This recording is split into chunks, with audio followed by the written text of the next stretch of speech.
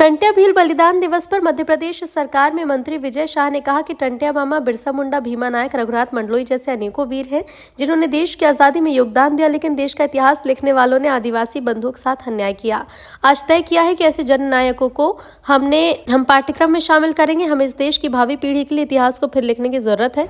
हमारे प्रधानमंत्री को भी सुझाव है कि देश के ऐसे सभी जनजातीय समुदाय के वीरों को पाठ्य पुस्तक में शामिल किया जाए। देखिए, आप सब लोग जानते हैं, खास करके हमारे प्रेस के साथी भी जानते हैं, चौथा स्तंभ भी जानता है कि जब देश की आजादी का इतिहास उठा के हम पढ़ते हैं तो जिन्होंने उंगली नहीं कटाई और शहीदों में नाम लिखा दिया। अरे भाई, क्या कर रहे हैं? बंद कर दो, माइक बंद कर दो। जिन्होंने उंगली नहीं कटाई और शहीदों में नाम लिखा दिया, आज आप सब लोग जानते हैं, मुझे बोलने की आवश्यकता नहीं है। टंट्या मामा, बिरसा मुंडा, भीमा नायक, रघुनाथ मंडलोई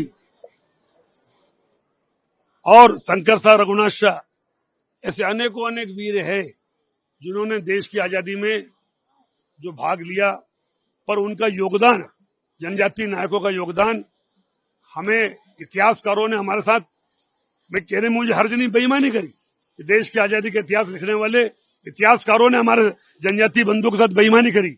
जो स्थान उन्हें मिलना चाहिए उनका नहीं। और आज हमारे प्रधानमंत्री जी ने, हमारी दीदी खड़ी है, हमारे मुख्यमंत्री जी ने ये तय किया है कि ऐसे जनजातीय वीर नायकों को पाठ्यक्रम में हम शामिल करेंगे।